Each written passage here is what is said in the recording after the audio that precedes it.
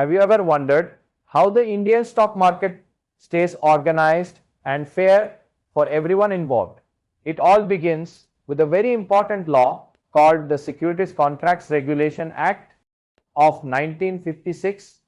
This act was created to stop unwanted deals and to manage how trading happens across the country. Under this law, the term securities covers many things you might already know, like shares, stocks, bonds, and even government securities. Now that we have a basic understanding of securities, let's look at a specific type known as derivatives. A derivative is basically a contract that gets its value from something else, like a share or even a loan. According to Section 18A, these contracts are only legal if they are traded on a recognized stock exchange and settled through a proper clearing house.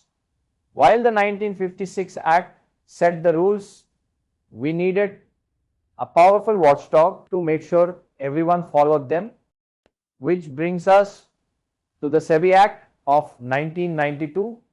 This law established SEBI to protect you, the investor, and to help the market grow in a healthy way. SEBI has the power to register brokers, stop unfair trading, and even audit stock exchanges to ensure everything is running smoothly. Building on that foundation, a major turning point for the market happened on May 11, 1998.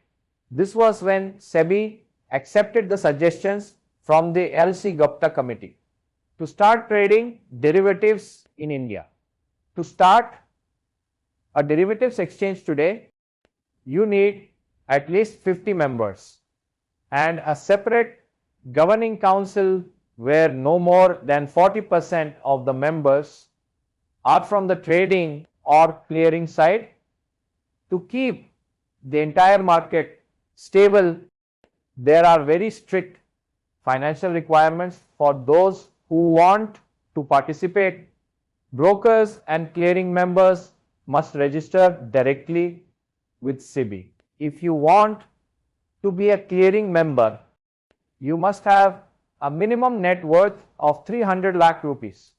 We calculate this by taking your capital and reserves and subtracting things that are not easily sold, like fixed assets. Also, the minimum value for a contract used to be 5 lakh rupees, but as of November 20th, 2024, SEBI has increased this to a range of 15 to 20 lakh rupees. Now that we understand the money requirements, let's talk about how the system protects the individual client. This is why we have strict KYC rules, which stand for Know Your Customer. Before you trade, you must sign a document that explains all the risks involved. Trading members also have to keep records of your trades for 5 years and must have trained staff who have passed SEBI approved exams. When it comes to deposits, they can use cash or things like government bonds and demat securities. But what happens if someone decides to break these rules? The central government has the power to supervise stock exchanges and the listing of securities.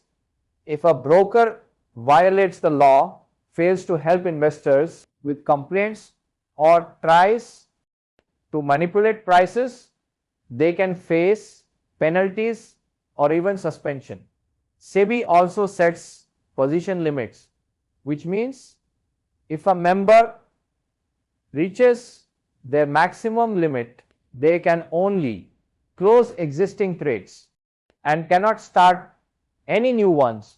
Moving into the background of how trades are finished, let's look at the roles of different members. Trading member or TM is the person who actually carries out the trades. A clearing member or CM is the one responsible for making sure the money and securities actually change hands. You can be just a TM, or you can meet extra requirements to become a CM who settles trades for others. To make sure everyone follows through on their deals, members have to pay something called upfront. This is like a security deposit made of at least 50% cash or cash-like items. If a member fails to pay this, it is a serious violation and will lead to immediate penalties. This could even result in them losing their trading rights or having their positions closed by the exchange. The entity that manages all of these details is known as the clearing corporation.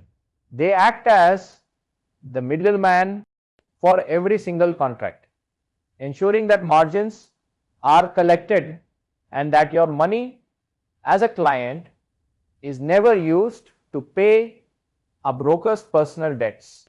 They also have to report to SEBI every day about market activity and any times where the risk levels get too high.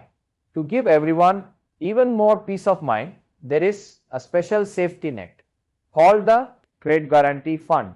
Every active member of the exchange is required to contribute to this fund. Its goal is to guarantee that trades are settled properly and to protect your interests as an investor, which builds overall confidence in the market. Because these roles are so important, the entry requirements for membership are very clear. To be a clearing member, you need a net worth of 3 crore rupees and you must show an auditor certificate every 6 months. You also need to keep at least 50 lakh rupees in liquid cash with the exchange. Finally, everyone must pass a SEBI approved certification to ensure they are fully qualified to operate the trading systems. Even with all these rules in place, the system is always prepared for the worst case scenario, such as a member failing to pay. SEBI has a standard operating procedure for defaults. If a member fails, the exchange steps in immediately to protect the clients who are not involved in the default. Small investors with a balance of less than 25 lakh rupees are paid back in full first, while larger investors receive a portion of what is left. Finally, let's look at what happens if the technology itself fails. Like a stock exchange outage, if there is a technical glitch, SEBI must be told immediately and the public must be informed within 15 minutes. If the market does not get back to normal within 1 hour of the scheduled closing time, all exchanges must extend their trading hours by 1.5 hours for that day to give everyone a fair chance to finish their trades